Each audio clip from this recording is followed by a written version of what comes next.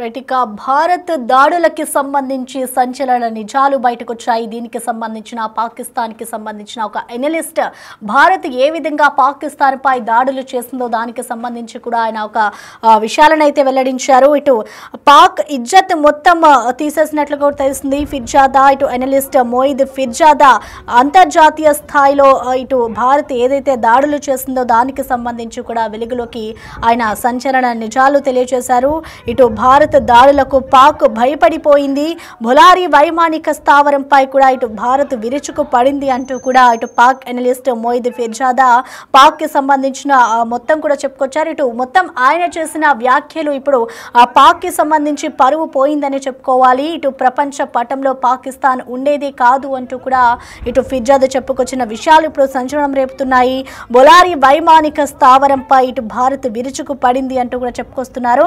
అక్కడే ఉన్న F-16 jet విమానాలు పూర్తిగా ధ్వంసమయ్యాయి అంటూ కూడా చెప్తున్నారు. ఇటు airborne warning and control system తుక్కుగా చేసింది భారత్ అంటూ కూడా భారత్ దాడులకైతే మొత్తానికి పాక్ భయపడిపోయింది అంటూ కూడా అనలిస్ట్ మోయిద్ ఫిర్జా చెప్పుకొచ్చిన విషయాలు ఇప్పుడు అంతర్జాతీయంగా కూడా ఒక విమర్శలకు దారితీస్తున్నాయని చెప్పుకోవాలి. ఇటు మొత్తానికి పాక్ పరువు పోయిందని చెప్పాలి. ఇటు పాక్ పై భారత్ బ్రహ్మోస్ మిసైళ్ల వర్షం కురిపించింది, కానీ పాక్ తిరిగి ఒక్క దాడి కూడా చేయలేకపోయింది అంటూ కూడా చెప్పుకొస్తున్నారు. ఇటు అందుకే ఒక్క వీడియోను బయట పెట్టలేదు అంటూ కూడా ఫిర్జాదా చెప్తున్నారు. ఇటు భారత్తో యుద్ధం చేసే శక్తి పాకిస్తాన్కి లేదు, భయంతోనే పాక్ కాల్పుల విరమణ ప్రతిపాదన తెచ్చింది, లేదంటే ప్రపంచ పటంలో పాకిస్తాన్ ఉండేదే కాదు అంటూ కూడా ప్రముఖ అనలిస్ట్ ఫిర్జాదా చెప్పుకొస్తూ ఉన్నారు. ఇటు పాకిస్తాన్ ఇజ్జత్ మొత్తం కూడా అనలిస్ట్ మోయిద్ ఫిర్జాదా తీసేసినట్లు కూడా తెలుస్తుంది. సో దీనికి సంబంధించి కూడా ఇప్పటికే మనం చూసాం, పాకిస్తాన్ ఏదైతే భారత్ దాడులు చేస్తుందో వాటన్నిటిని కూడా విరమణ చేసుకుంది. ఎందుకంటే భారత్ చేస్తున్న దాడులన్నిటికీ కూడా పాకిస్తాన్ భయపడింది. సో ఒక్క దాడి కూడా పాకిస్తాన్ చేయలేదు అంటూ కూడా ఇటు అనలిస్ట్ చెప్పుకొచ్చిన విషయాన్ని మనం చూస్తూ ఉన్నాం. ప్రస్తుతం ఆయన చేసిన వ్యాఖ్యలు అంతర్జాతీయంగా కూడా పాక్ పరుగు పోయిందనే చెప్పుకోవాలి. Air Born warning and control కి సంబంధించింది కూడా ఇటు పాక్ పై భారత్ బ్రహ్మోస్ మిసైళ్ల వర్షం కూడా కురిపించింది.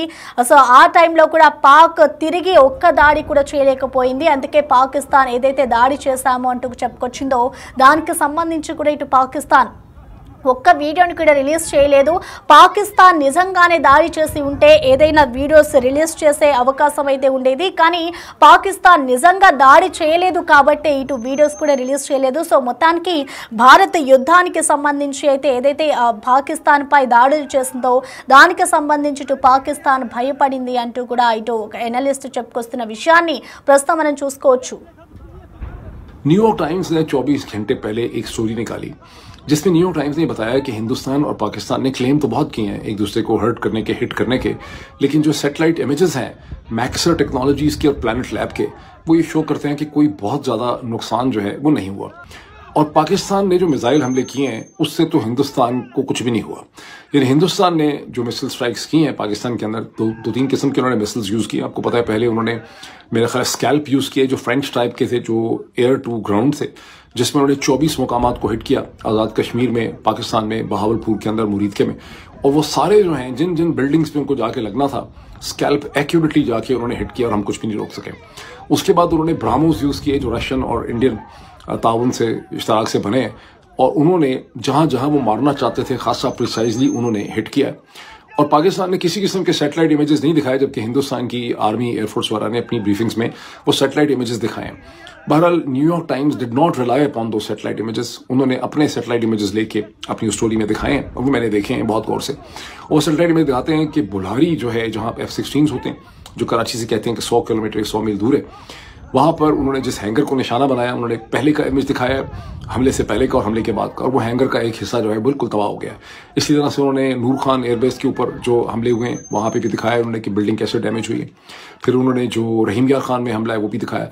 तो जहां जहां उन्होंने 3 या 4 इमेजेस उन्होंने दिखाए हैं जहां रनवेज जो है वो इंटरप्ट हो गई हैं, जबकि पाकिस्तान साइड से ना तो कोई दिखाए गए हैं सैटेलाइट इमेजेस, और फिर उन्होंने उधमपुर के एयरपोर्ट पर जहां पाकिस्तान ने कहा कि हमने सब कुछ डिस्ट्रॉय कर दिया है, सारे नाकारा बना दिए हैं, ये हमारी स्टेटमेंट थी, मैं भी दोहराता रहा हूँ पाकिस्तान के पीछे पीछे, वो उन्होंने दिखाया कि उधम एयरपोर्ट के पहले के इमेज और बाद के इमेज हैं 12-13 मई के, और उधम एयरपोर्ट को किसी किस्म का कोई नुकसान उसके रनवे को नहीं पहुंचा। अब इसका क्या मतलब है? इसका मतलब है कि पाकिस्तान ने जो मिसाइल मारे हैं उनका इम्पैक्ट नहीं हुआ, वो एक्यूरेट भी नहीं होंगे, और ये कंप्लेन पहले भी थी कि मिसाइल हमारे एक्यूरेट नहीं है, तो उससे कोई खास नुकसान नहीं हुआ। अब ये वो बेसिकली सच है जिसको बोलने पे यहाँ पे हमारे यहाँ साइबर क्राइम के इल्ज़ाम जो है लग जाते हैं। రైట్, ఇక భారత్ పాకిస్తాన్ పై చేసిన దాడులకి సంబంధించి ఇటు పాక్కి సంబంధించిన అనలిస్ట్ మాట్లాడిన విషయాలకి సంబంధించిన పూర్తి అప్డేట్స్ని అందించేందుకు మా ప్రతినిధి శివ లైవ్లో అందుబాటులో ఉన్నారు. Shiva, over to you.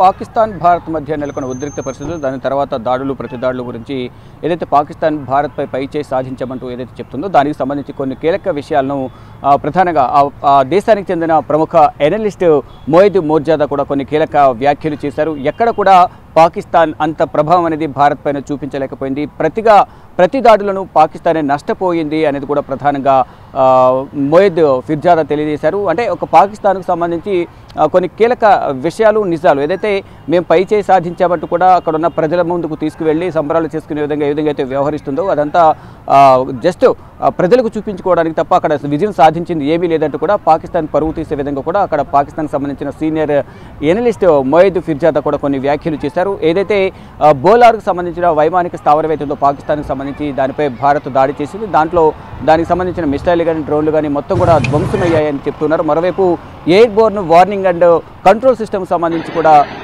Bharat చేసిన దాడుల్లో అక్కడంతా కూడా తుక్కుతుక్కై సర్వనాశనం అయిపోయిందని కూడా చెప్తున్నారు. ఏ ఒక్క దాడికి సంబంధించి కూడా ఎక్కడ కూడా భారత్పై ప్రభావం పడలేదు, పాకిస్తాన్ ఎటువంటి ప్రభావం చూపించలేకపోయింది.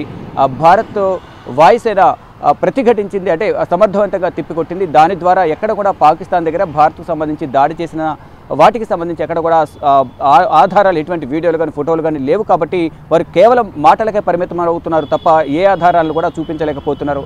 అందుకనే వారు ఏది కూడా భారత్పై అంత ప్రభావవంతంగా దాడి చేయలేకపోయారు. కానీ భారత్ చేసిన దాడుల్లో పాకిస్తాన్ చాలా వరకు నష్టపోయింది. వైమానిక స్థావరాలు కానీ ఎయిర్ బేస్లు కానీ చాలా వరకు సర్వనాశనం అయిపోయాయంటూ కూడా ఎనలిస్ట్ మోయిద్ ఫిర్జాదా చెప్తూ ఉన్నారు. దానిలో భాగంగానే ఏదైతే పాకిస్తాన్పై భారత్ చేసిన దాడుల వల్ల మొత్తం భయంకర సిచ్యువేషన్ అనేది పాకిస్తాన్లో ఏర్పడింది. ఈ నేపథ్యంలోనే కాళ్ళబేరానికి వచ్చింది. ఒకవేళ మళ్ళీ ఆ యుద్ధం కంటిన్యూ అయితే కనుక ప్రపంచ పటంలో పాకిస్తాన్ ఉండేది కాదు, పాకిస్తాన్ సర్వనాశనం అయిపోయేది.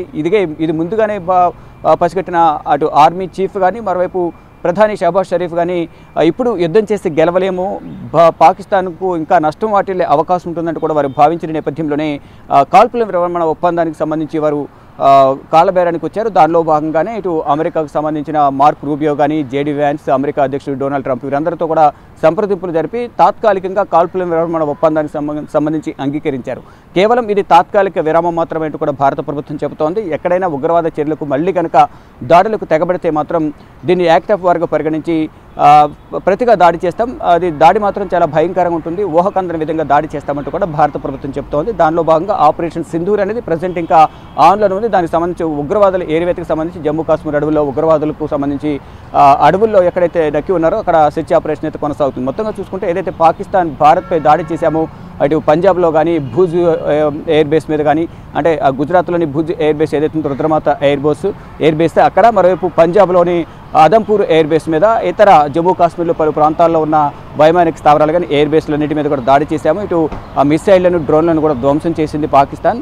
పైచేయి సాధించామంటూ కూడా సంబరాలు చేసుకున్న పరిస్థితి కనిపిస్తుంది. దానిలో భాగంగానే ఇటు పాకిస్తాన్ ఆర్మీ చీఫ్ మునీర్ అహ్మద్ షా కానీ, ఆసిఫ్ మునీర్ అహ్మద్ షా, మరోవైపు ప్రధాని షహబాజ్ షరీఫ్ ఇద్దరు కూడా ఏదైతే ప్రధాని నరేంద్ర మోడీ, రక్షణ శాఖ మంత్రి ఆపరేషన్ సింధూర్ విజయవంతమైన తర్వాత ఇటు ఎయిర్ బేస్లకు వెళ్ళి భద్రతా బలగాలను, ఎయిర్ వారియర్స్ను అభినందిస్తున్నారు. అలాగే ఇక్కడ భారత్ను కాపీ కొట్టి అక్కడ షహబాజ్ షరీఫ్ కానీ ఆర్మీ చీఫ్ కానీ వెళ్ళి అక్కడున్న భద్రతా బలగాలను కలిసి వారిని కూడా అభినందిస్తున్నారు. పైచేసి సాధించాము, మీ అందరికీ ధన్యవాదాలు, అభినందనలు అంటూ కూడా వారు చెప్పే ప్రయత్నం చేస్తున్నారు. ఏ విధంగా అయితే ప్రధాని ఇటు భారత భద్రతా బలగాల్లో ఆత్మస్థైర్యం నింపే ప్రయత్నం ఏ విధంగా అయితే చేస్తూ ఉన్నారో అలాగే వారు కూడా సేమ్ సీనరీ అక్కడ రిపీట్ చేస్తూ ఉన్నారు. కానీ అక్కడ వారు మాత్రం మేమే విజయం సాధించాము, పైచేయి సాధించామని చెప్పుకుంటూ వారు సాధించిన విజయాలకు సంబంధించి కానీ ఆధారాలు ఎక్కడ కూడా చూపించలేకపోతున్నారు అనేది కూడా అదే దేశానికి సంబంధించి ఒక సీనియర్ ఎనలిస్ట్ మోయిద్ ఫిర్జాదా కూడా పాకిస్తాన్కు సంబంధించి వారు చేసే వ్యాఖ్యలు కానీ వ్యవహరిస్తున్న తీరును ఎండగట్టే ప్రయత్నం అయితే ఆయన చేశారనే ప్రధానంగా ఇక్కడ మనకు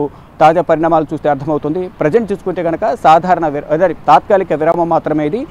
భారత్ను ఎదుర్కోలేక వాళ్ళు కాలబేరానికి వచ్చారు. ఒక ఇదే విధంగా యుద్ధం కంటిన్యూ అయ్యి ఉంటే కనుక పాకిస్తాన్ ఇంకా తీవ్రంగా నష్టపోయేది, చాలా వరకు ప్రాణ నష్టం జరిగి ఉండేది అనేది కూడా అక్కడున్న అనలిస్టులు భావిస్తున్నారు. ప్రజలు కూడా అదే అభిప్రాయాన్ని వ్యక్తం చేస్తున్నారు. అంటే కాల్పుల విరమణ ఒప్పందం సంబంధించి ఒక అంగీకారం వచ్చిన తర్వాత విరమించుకున్న తర్వాత అక్కడున్న ప్రజలు కూడా చాలా ఆనందపడ్డారు, సంబరాలు చేసుకున్న పరిస్థితి కనిపిస్తుంది. ఇరు దేశాల ప్రజలందరూ కూడా చాలా ఊపిరి పీల్చుకున్న పరిస్థితి కనిపించింది. 10వ తేదీన సాయంత్రం 5 గంటలకు ఈ నిర్ణయం తీసుకునే నేపథ్యంలో అందరూ కూడా ఉపశమనం పొందారనే ఊరట లభించిందని అనుకున్నారు. కానీ వితిన్ 3 అవర్స్లోనే మళ్ళీ పాకిస్తాన్ దాడులకు తెగబడింది. ప్రతిగా కూడా భారత వాయుసేన భద్రతా బలగాలు తిరిగి సమర్థవంతంగా తిప్పికొట్టాయి. మళ్ళా ఈ కాల్పుల విరమణ ఒప్పందాన్ని ఉల్లంఘించిన నేపథ్యంలో మరొక ఎయిర్ బేస్ను పాకిస్తాన్ కోల్పోయిన పరిస్థితి కనిపిస్తుంది. తర్వాత మళ్ళీ చర్చలు జరిగిన తర్వాత కాల్పులను విరమించుకున్న పరిస్థితి కనిపిస్తుంది. తర్వాత మళ్ళీ 12వ తేదీన సాయంత్రం 5 గంటలకు చర్చలు జరిగాయి.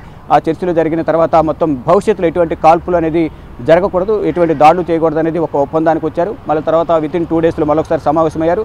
మళ్ళీ 18వ తేదీన కూడా మరొకసారి డీజీఎంఓల స్థాయిలో మరొకసారి సమావేశం జరిగే అవకాశం కనిపిస్తుంది. దీని ద్వారా ఇప్పటి వరకు ఏం జరిగింది, ఏంటి భవిష్యత్తులో ఎటువంటి నిర్ణయాలు తీసుకోవాలి, మళ్ళీ ఫర్దర్గా ఏమైనా కాల్పులు జరిపితే పరిణామాలు తీవ్రంగా ఉంటాయనేది కూడా ఇరు దేశాలు కూడా చర్చించుకునే అవకాశం కనిపిస్తుంది. పాకిస్తాన్ మాత్రం మొత్తం కాల్పులకు తెగబడితే మాత్రం తీవ్ర చర్యలు తీసుకుంటామనేది కూడా భారత ప్రభుత్వం చెబుతుంది. దానిలో భాగంగా ఆపరేషన్ సింధూర్ను కొనసాగిస్తూనే ఉగ్రవాదుల ఏరివేత కార్యక్రమాన్ని కొనసాగిస్తుంది. ఇటు పాకిస్తాన్ మాత్రం ఎటువంటి పైచే సాధించకపోయినా, ఎటువంటి దాడులు చేసి భారత్ సంబంధించిన ఎటువంటి డ్రోన్లు కానీ మిసైల్ కానీ ధ్వంసం కాకపోయినా చేసామని చెప్పుకుంటూ ఎటువంటి ఆధారాలు చూపించలేకపోతుంది. అంటే వాళ్ళ దగ్గర ఆధారాలు లేవు కాబట్టి వాళ్ళు జస్ట్ మాటలకే పరిమితం అవుతున్నారు అనేది కూడా పాకిస్తాన్కి సంబంధించిన అనలిస్ట్ మోయిద్ ఫిర్జాదా చెప్తూ ఉన్నారు. Thank you.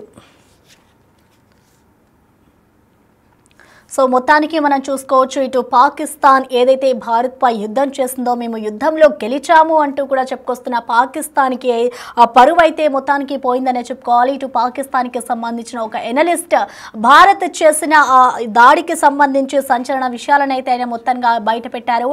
అయితే దీనికి ముందు కూడా మనం చూసుకోవచ్చు, ఇటు పాక్ ప్రధాని కూడా యుద్ధానికి సంబంధించి కొన్ని వ్యాఖ్యలు చేశారు.